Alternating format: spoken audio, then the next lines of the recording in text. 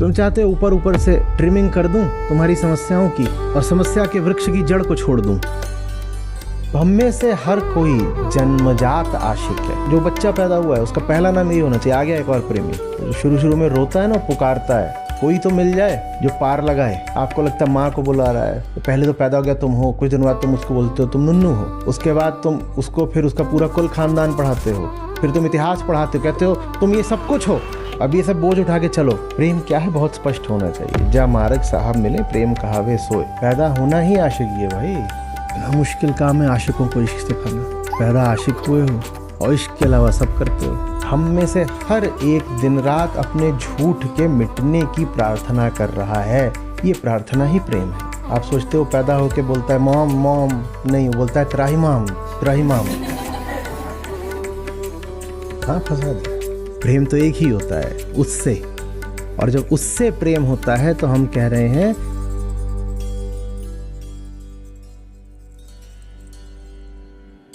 प्रणामाचार्य जी। मेरा नाम है। मैं 28 साल की हूँ। मुंबई से हूँ और अभी बैंगलोर में जॉब कर रही हूँ। मैं यहाँ अकेले रहती हूँ और मुझे अकेले रहना अच्छा भी लगता है, फील फ्री होता है। पर जब से बाहर रह रही हूँ तब से 2 लॉन्ग टर्म रिलेशनशिप में रह चुकी हूँ। दोनों में लगा था सब अच्छा चल रहा है, शायद ही इज द वन। लेकिन बात अटक तब जाती है जब बात शादी पे आती है। सामने वाला चाहता है कि रिलेशनशिप में है तो शादी भी करें, पर मुझे क्लियर है कि मुझे करनी नहीं है शादी। और जब आसपास लोगों को देखती हूँ, उनके इंस्टाग्राम के लाइफ को देखती हूँ, सब कुछ कॉम्प्रोमाइज सा लगता है, जैसे प्रेम का डेफिनेशन सोसाइटी या बॉलीवुड ने ही दिया है। उनमें कहीं कुछ मिसिंग लगता है।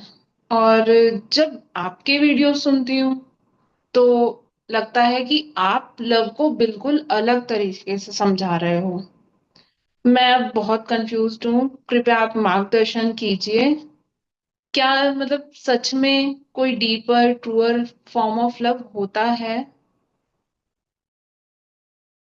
तुम्हारा सब कुछ उल्टा है। हम जिसको अच्छा समझते हैं वो अच्छा नहीं है। हम जिसको बुरा समझते हैं उसका भी क्या पता बुरा है कि क्या है।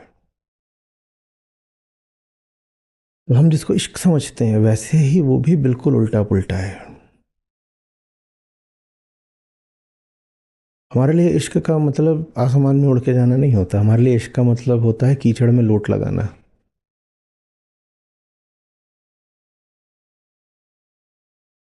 हमारे लिए इश्क का मतलब ही होता है कीचड़ में लोट लगाना। और इसीलिए भीतर बहुत बार ग्लानि भी होती है।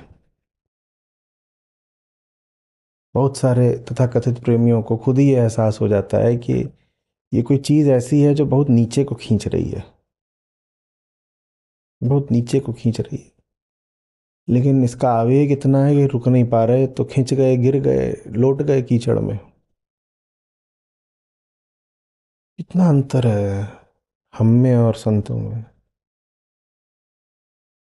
उनके अनुसार इश्क ऊपर को खींचने वाली चीज़ है और हमारा इश्क कीचड़ में गिराने वाली चीज़ है।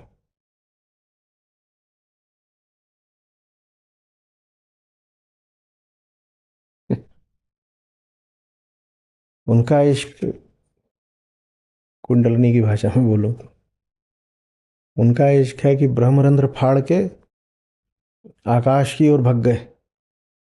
और हमारा है मूलाधार चक्र। मूलाधार चक्र समझते हो ना? सबसे नीचे जहाँ यौनांग होता है, कि वहीं बैठे हो।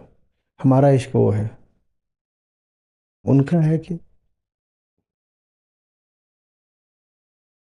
जो आखिरी पर्दा था उसको, कि हर लम्हा 100 पर्दे हटाना।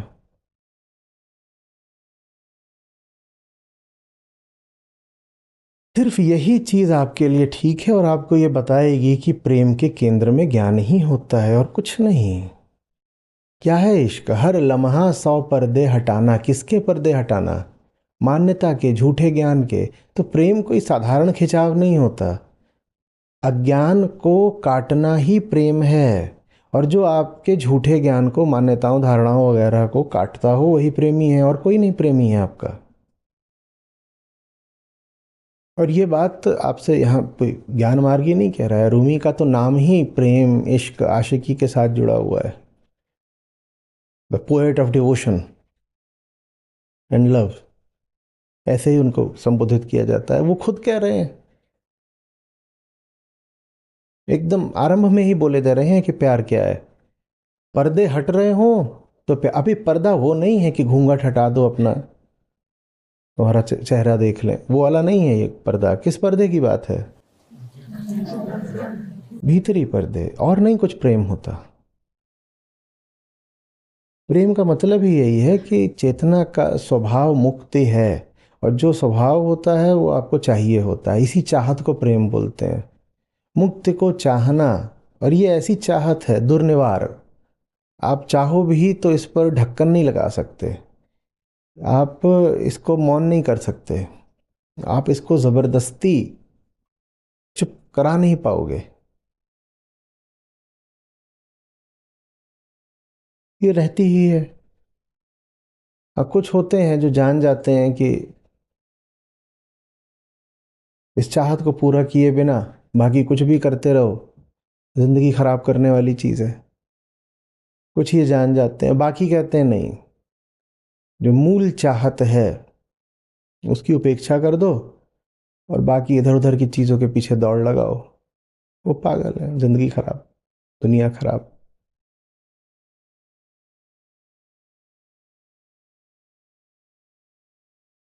आप मेरे साथ हैं तो कम से कम जो जिंदगी की बहुत मूल बातें हैं उस पर आपको पूरी स्पष्टता होनी चाहिए। हम कौन हैं? हम अहंकार है, ठीक है ना? हम अहंकार है। कोई भीतर बैठा हुआ है जो अपने आप को शरीर से भी पृथक मानता है और संसार से भी। ये क्या है? मेरा मग। ये क्या है? तो मैं अपने आप को संसार से भी अलग मानता हूं और शरीर से भी अलग मानता हूं। ठीक स्थापित? कोई बोला है किसी ने आज तक मैं नाक? चलो ये तो बाहरी चीज है, फिर भी कह दिया तो बोल देते हो कि ये मेरा मग है। मेरा मग है, बाहरी है। मेरा बोला ना, मैं नहीं बोला। पर जिसको हम कहते हैं ना कि देह भाव, देह भाव, अहंकार देह भाव में भी कभी ये नहीं कहता है सचमुच कि मैं देह हूं। वो समझाने के लिए हम कहते हैं कि अहम देहास्मि अहंकार का वक्तव्य होता है। वो देह से भी इतनी नहीं निकटता मानता कि मैं देह। अगर वो मान ही ले कि मैं देह हूं तो मुक्त हो जाएगा। अगर अहंकार मान ही ले कि मैं देह ही हूं तो मुक्त हो, क्योंकि ये तो तथ्य है कि तुम देह हो। अहंकार नहीं कहता मैं देह हूं, वो कहता है मेरी देह है। नहीं कहता मैं देह हूं, क्या बोलता है? मेरी देह है। तो जैसे ये मेरा मग है वैसे ये मेरी नाक है, तो मैंने दोनों से मैं अलग हूं। अब ये तो तथ्य है, ये तो कुछ है। एक इसका मालिक बन के बैठा है, वो कौन है? वो तथ्य है क्या? हमने कहा मेरा मग, तो इसमें दो आ गए, एक मैं और एक मग। तो ये रहा, ये जो मैं है ये कहाँ रहा? इसका कुछ पता नहीं। अब मेरी नाक, नाक तो ये है, और जिसकी नाक है वो कहाँ है? उसको भी निकालो अंदर से। कोई यहाँ बैठा है जो बोलता है मेरी नाक, किसकी नाक है ये? उसको भी तो लेके आओ, क्योंकि दो हैं। मेरी देह, देह तो ये रही, किसकी देह है उसको तो लेके आओ। कह रहे नहीं वो भीतर है, भीतर तो फिर वो देह है, क्योंकि देह के भीतर जो कुछ भी हो क्या है? देह ही है। तो बाहर होगा, अगर बाहर है तो तुम्हारा कैसे? बाहर है तो फिर मैं कैसे? अगर भीतर है तो देह है, और बाहर है तो संसार है। और अहंकार कहता है मैं भीतर तो हूं देह के, पर फिर भी मैं देह नहीं हूं, देह मेरी है, वो हम है। तो ये पहले स्पष्ट होना चाहिए, हम हैं कौन? हम गजब माया है, जिसका कोई नाम पता पहचान नहीं, लेकिन अस्तित्वमान होने का दावा पूरा है नहीं। पर जब देखो मुंह फाड़ के बोलता है मैं, वो हम है। ठीक है, यहां से शुरू। अहंकार, मैं, ये नकली है। अभी यही कहा ना हमने, ये अहंकार नकली है। कोई नकली चीज जब होती है तो उसका होना झूठ होता है ना। तो इसलिए अहंकार को अपने होने में कष्ट मिलता है, क्योंकि उसका होना, अब समझ में आ रहे हो जीवन दुख क्यों है? क्योंकि अहंकार है तो नकली, पर जीवन अहंकार का ही होता है, वही अपने आप को जीवात्मा बोलता है। तो जीव, जीव तो अहंकार ही है, और वो है नहीं। जो है नहीं पर बन रहा है, वो कैसा अपना जीवन बिताएगा?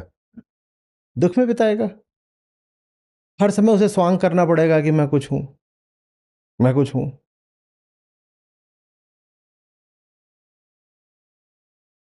तुमसे कह दिया जाए तुम फौजी हो, और ये तो बहुत बाहर का स्वांग है, बहुत छोटा स्वांग है। पर कहा जाए तुम फौजी हो जीवन भर तुम्हें, और तुम हो नहीं, सहज रह पाओगे कभी? लगातार कुछ होगा भीतर जो बोलेगा कब ये झूठ बंद हो, कब समाप्त हो। बड़ा बुरा लगेगा, क्योंकि आपको कुछ ऐसा बनकर जीवन काटने को कहा जा रहा है जो आप हो नहीं। आपसे कह दिया जाए आप पुरुष हो, और पुरुष ही बन के घूमना है उम्र भर, हर समय तो डर लगा रहेगा किसी को पता ना चल जाए। बार बार देखोगे मूंछ लगाई है, दाढ़ी लगाई है, कहीं टेढ़ी तो नहीं हो गई, आवाज भारी करके बोलनी पड़ेगी, बहुत तरह के उसमें झूठ फसाद स्वांग करने पड़ेंगे। कैसा लगता रहेगा हर समय? न खुलकर जी पाओगे, न खा पाओगे, न सो पाओगे, न हंस पाओगे, कुछ नहीं कर पाओगे। जो हो नहीं वो बन के जीना कोई मजे की बात है? जो आप हो नहीं, और अहंकार है ही नहीं, आपको तो बस ये कहा जा रहा है कि कुछ हो, कुछ और बन जाओ। अहंकार को कहा जा रहा है तुम हो ही नहीं, पर ऐसा अभिनय करो जैसे तुम। उस बेचारे की जान फंसी रहती है, जान फंसी है नहीं, पर होना जबरदस्ती पड़ रहा है। तो दिन रात वो एक ही प्रार्थना करता है, क्या? यार मैं मिट जाऊं, मैं ना रहूं, मुझे काहे जबरदस्ती हस्ती में डाल दिया, जब मैं हूं ही नहीं मुझे क्यों खड़ा कर दिया? ये उसकी दिली आंतरिक एकदम केंद्रीय प्रार्थना है। पर बाहर बाहर उसको दायित्व मिला हुआ है, एक प्राकृतिक मैंडेट मिला हुआ है कि तुमको तो होना है। तो बाहर बाहर अपना वो प्राकृतिक काम करता रहता है, मैं तो हूं, मैं तो हूं। रोहित भाई, यस सर, मैं तो हूं।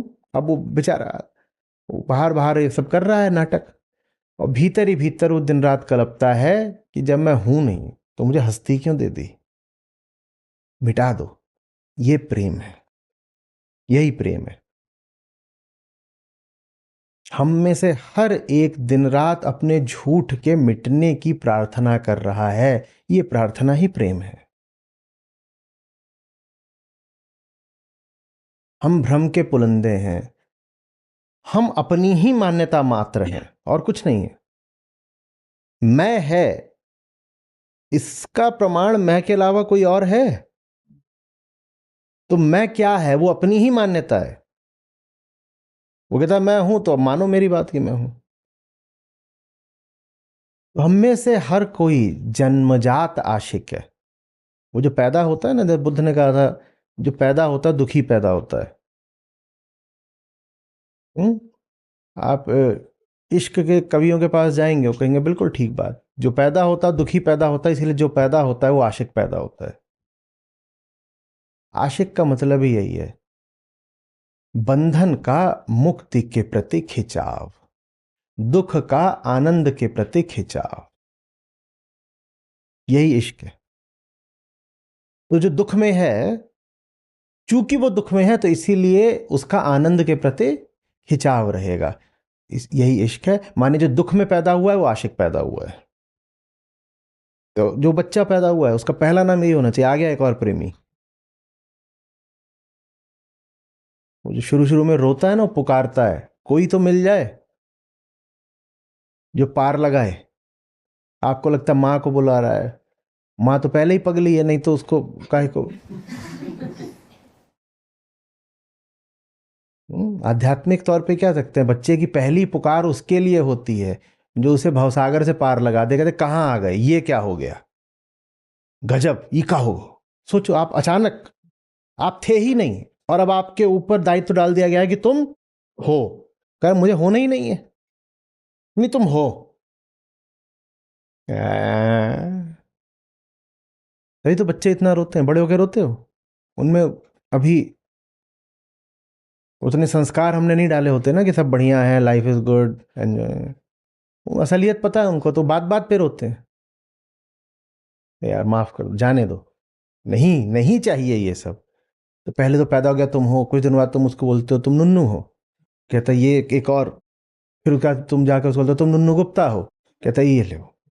उसके बाद तुम उसको फिर उसका पूरा कुल खानदान पढ़ाते हो, फिर तुम इतिहास पढ़ाते हो, कहते हो तुम ये सब कुछ हो, अब ये सब बोझ उठा के चलो। वो मरा जा रहा है, कह रहे क्या कर रहे हो तुम, ये सारा बोझ जिसके ऊपर डाल रहे हो वो ही नहीं है, तो ये बोझ उसका कैसे हो गया। तुम कह रहे हो मेरा कुल, अरे मैं ही नहीं हूं तो कुल मेरा कैसे हो गया। प्रेम समझ में आ रहा है? प्रेम नहीं समझ में आएगा तो बात बनेगी नहीं। और प्रेम समझना होता है। प्रेम ये नहीं कह दीजिए कि अब दिल से हो रहा है, समझना क्या है इसमें। वो आती है, दिल धड़क जाता है, यही प्रेम है इसमें। और बहुत मिलेंगे आपको, कहेंगे ये पगला गया है, दुराचार है, ये प्रेम को परिभाषित करने चला है। अरे प्रेम तो चीज़ ही हुई जिसकी कोई परिभाषा नहीं है, मूर्खता की बात है। ये बिल्कुल गलत बात है कि प्रेम वो चीज़ है जिसकी कोई परिभाषा नहीं है। प्रेम की निश्चित रूप से परिभाषा है। तुम्हें वो नहीं पता इसलिए तुम उसको बार बार ऐसे कहते रहते हो, द ग्रेट मिस्टिकल अननोन।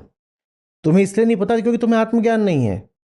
तुम्हें इसलिए नहीं पता क्योंकि तुम्हें खुद नहीं पता कि तुमने जिससे शादी की उससे क्यों की, और तुम जानना भी नहीं चाहते।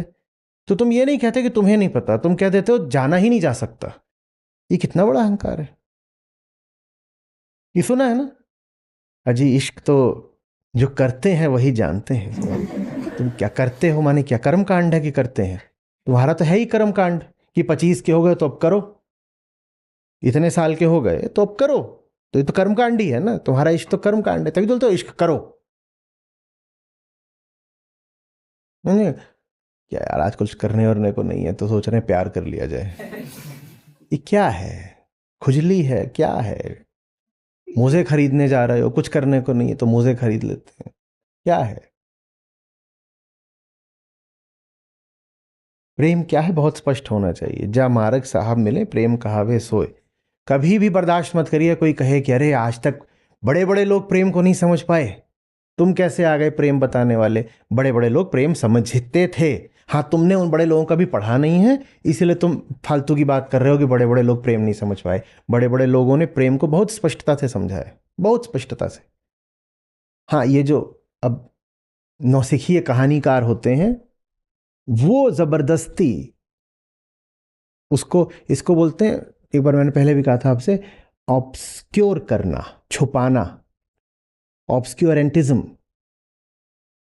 कि किसी चीज को जो स्पष्ट हो सकती है उसको भी धुंधला करके रखना।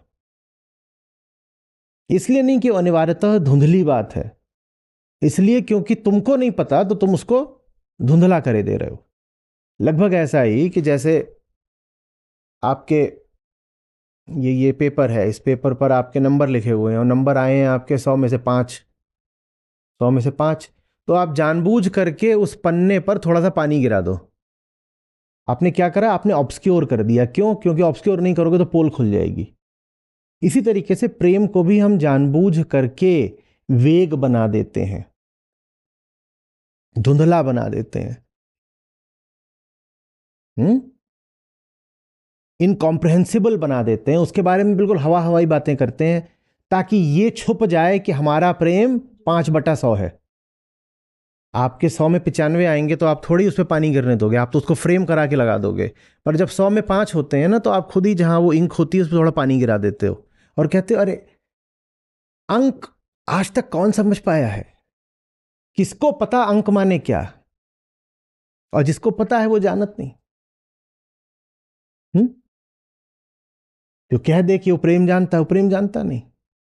ये इस तरह की बातों से बचिएगा, क्योंकि हमें देखना होगा इस तरह की बातें करने वाला कौन है। वेदांत ने यही सिखाया है ना, हमेशा पूछो ये बातें कौन कर रहा है। कहीं ऐसा तो नहीं कि आप प्रेम को धुंधला इसलिए ही रखना चाहते हो क्योंकि आपका प्रेम बहुत ही निम्न स्तर का है।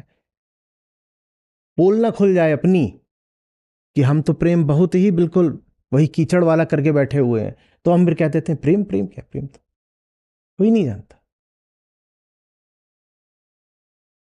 परमात्मा सबके हृदय में प्रेम का बीज डालकर बैठता है और आप तय नहीं कर सकते किसको किससे प्रेम हो जाएगा। मुझे गली के गंवार से प्रेम हुआ है, ये भी परमात्मा की बात है? नहीं, ये परमात्मा की बात नहीं है, ये तुम्हारी वासना की बात है। वो शर्ट के बटन खोल करके बाइक पे तुम्हारे घर के आगे पीछे चक्कर लगाता था, तुम फंस गई हो। अब कह रही परमात्मा की बात है कि गली के गंवार से प्रेम हो गया है। और फिर दोहरा रहा हूं, थोड़ी देर पहले भी कहा था, प्रेम को बहुत स्पष्टता से जानने वालों ने बहुत बार बताया है। तो ये दावा कि प्रेम के बारे में तो आज तक कोई कुछ नहीं कह पाया, ये दावा पूर्णतः झूठा है। एक बार अभी पिछले साल नारद भक्ति सूत्र पर, उसमें सब प्रेम के ही सूत्र हैं, पूरा एक सत्र हुआ था कई घंटों का।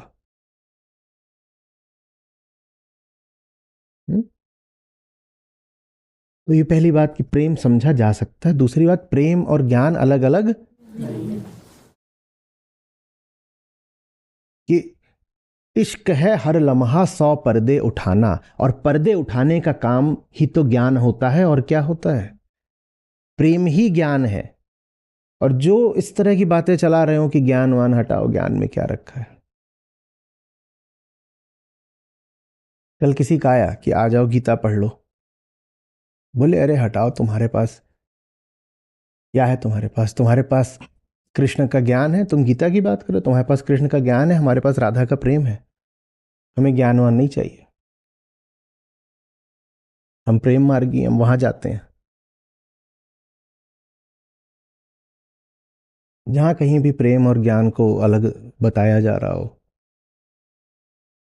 वहां कोई बड़ी धांधली चल रही है। जो वास्तव में प्रेम मार्गी हुए हैं, उन्होंने तो प्रेम और ज्ञान को एक कर दिया है बिल्कुल, कि इश्क है हर लम्हा 100 पर्दे उठाना। कबीर साहब को क्या बोलोगे? ज्ञान के हैं कि प्रेम के हैं? दोनों के हैं। पता ही नहीं चलता ज्ञान कहाँ है, प्रेम कहाँ है, दोनों एक है उनमें। और कोई मिले जिसमें सिर्फ प्रेम ही प्रेम दिखता हो, ज्ञान ना दिखता हो, बड़ी धांधली चल रही है। इसी तरह से कोई मिले जहां ज्ञान ही ज्ञान बताया जा रहा है, उस ज्ञान में प्रेम की खुशबू आ ही नहीं रही है। ज्ञान अगर गहराएगा तो यही तो बताएगा ना कि अहंकार लगातार आत्मा के लिए मचल रहा है, पागल है, यही तो बताएगा ना ज्ञान। और क्या करेगा ज्ञान? तो ज्ञान प्रेम तक नहीं पहुंचेगा, ऐसा तो हो ही नहीं सकता। और ज्ञान प्रेम तक नहीं पहुंच रहा तो बहुत फर्जी ज्ञान है। जहां कहीं भी इन दो में भेद देखना कि हम तो साहब भक्ति की प्रेम की बातें करते हैं, ज्ञान हटाओ ना, ज्ञान में तो कुछ है ही नहीं। ज्ञान तेरे बस का नहीं है, तू तो बस कोरी पोथी बांट सकता है, जा। और हंसते हैं, हा हा हा हा हा, ज्ञान प्रेम तेरे तो प्रेम क्या है? प्रेम कुछ नहीं है, प्रेम ऐसे ही है, बस भावनाओं का बहाव है प्रेम। नहीं, भावनाओं के बहाव को प्रेम नहीं, पशुता कहते हैं। भावनाएं पशुओं में भी होती हैं, भावनाएं तो पागल में भी होती हैं, उसे प्रेम नहीं कहते। आप बिल्कुल पागल हो जाओ, आपका सारा ज्ञान मिट जाएगा, भावनाएं नहीं मिटेंगी। पशुओं में भी मौलिक तौर पर वही भावनाएं होती हैं जो इंसानों में होती हैं। ईर्ष्या पशुओं में बिल्कुल होती है, क्रोध बिल्कुल होता है, भय बिल्कुल होता है, दैहिक आकर्षण बिल्कुल होता है, मोह होता है। जितनी मूल हमारी भावनाएं, वो सब हम पशुओं से ही तो साझा करते हैं। प्रेम भावना नहीं है। जब HIDP चलता था तो मैंने एक एक्टिविटी बनाई थी, बड़े दिल से बनाई थी, बहुत जगह कराई, उससे बड़ा बवाल भी होता, तो उसका नाम था लव इज नॉट। किसी को याद है लव इज नॉट एक्टिविटी? तुम्हें कैसे याद है यार, तुम पैदा भी नहीं हुए थे। अनुष्का तुम्हें याद होगा, कराई थी तुम्हारे यहाँ लव इज नॉट। उसको कई बार मैं कहता था कि मैं ही जब आऊँगा संवाद के लिए, तो ऑडिटोरियम में तुम लोगों को लेके सबको बड़ा, सारे बैचेस भर के 500 जितना भी हो, 1000 लोग को इकट्ठे कराऊंगा। एक थी लव इज नॉट और एक थी how much of I. How much of I में पूछता था तुम्हारे आई में आई कितना है, हाउ मच ऑफ आई। आज की बातचीत के लिए लव इज नॉट एक्टिविटी बड़ी प्रासंगिक है। किसी को मिले अगर संस्था में तो उसको पोस्ट कर दीजिएगा कम्युनिटी पर। वही मैं बता रहा हूँ, वहाँ पे लड़के लड़कियाँ सब 18 से लेके 25 साल वाले, 17 से लेके, उनमें से 3/4 पेशेवर आशिक। वो बड़ा बुरा लगे, ये क्या, एक एक चीज़ जो हमारे हिसाब से प्यार है वो काट दी काट दी काट दी। तो पहले वो थी सिर्फ लव इज़ नॉट, फिर बड़ा हल्ला मचाए, बोले हमारा प्यार काट दिया, असली प्यार कहाँ है। तो फिर मैंने उसमें आखिर में एक पैराग्राफ जोड़ा था, बहुत 10 साल से पीछे की बात है, ठीक से याद नहीं, पर अभी भी वो उसमें जुड़ा हुआ होगा। आखिर में पूछा था कि बता तो दो व्हाट इज़ लव देन, तो मैंने उसमें कहा था लव इज़ एफर्ट। हाँ, अभी कुछ दिन पहले आप लोगों को क्या बोला था, प्रेम प्रयास है। बोले ये क्या है, लव इज़ एफर्ट, एफर्ट तो गधा भी करता है। हाँ हाँ हाँ हाँ हाँ। मैं कहा बेटा, जब वो ऊपर जो कुछ लिखा है ना, उस पर जीने में जो एफर्ट लगता है उसको प्रेम कहते हैं। नकली प्रेम को काटने में जो प्रयास लगता है, वही असली प्रेम है। इश्क है हर लम्हा 100 पर्दे हटाना, नकली को काटने में जो जोर लगता है, जो दम लगता है, जो जान जाती है, वही जाने मन है।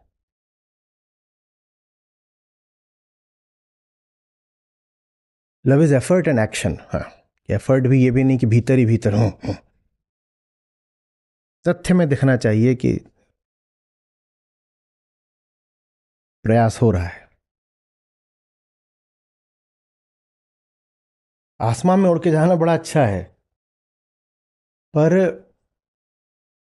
जब हम इस इश्क की बात करते हैं, परा प्रेम रूहानी इश्क, वो वाला नहीं है कि ऐसे उड़ के गए जहां टिकट पर पहले ही लिखा था your flight will take off at 8 AM and land at 10 AM।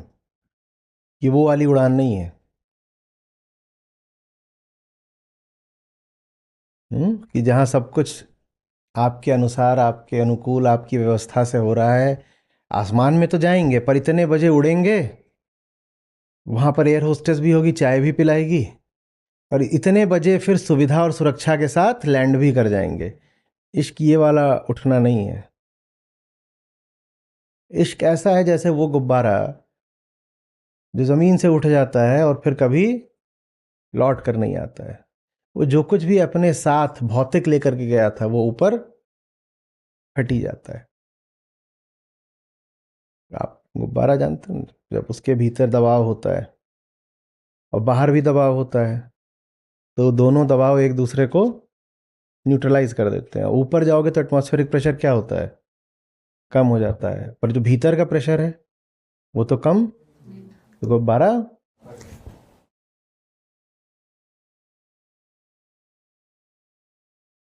इश्क ये है। नहीं, खतरनाक चीज़ें हमें नहीं चाहिए, तो हम कोई ज़बरदस्ती कर रहे हैं कि ले लो। हम तो बता रहे हैं कि तुम पैदा ही आशिक हुए हो, हम थोड़ी कह रहे हैं कि बनाएंगे तुमको। नहीं नहीं, ये खतरनाक बात है। तो फिर असली खतरनाक बात तो ये थी कि पैदा क्यों हुए। पैदा होना ही आशिकी है भाई।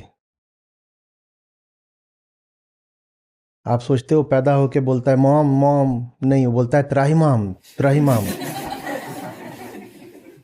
हाँ, फंसा दिया। हम्म। इश्क है आसमां में उड़ के जाना, और आसमां में उड़ के जाना काव्यात्मक बात है, उसका अर्थ बस यही है। दो तरह के इश्क हैं। पारमार्थिक तल पर इश्क का मतलब होता है कि अहम को विगलन चाहिए, कुछ ना बचे। पारमार्थिक तल वही है जहाँ कुछ नहीं होता, वो मौन का तल है, वो शून्यता का तल है, वहाँ कुछ नहीं है, वहाँ सत्य है, ब्रह्म है, आत्मा है, बस यही। और व्यवहारिक तल पर जमीनी इश्क का मतलब होता है अपने आप को उससे जोड़ लेना जो तुम्हें आसमान तक ले जा सके।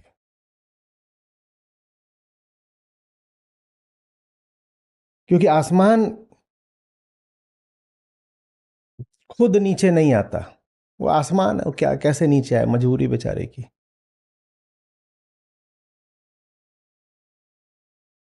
वो जमीन पर ही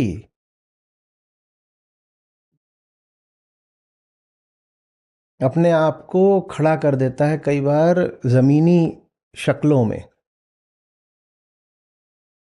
विवेक का मतलब होता है उन शक्लों की सही पहचान।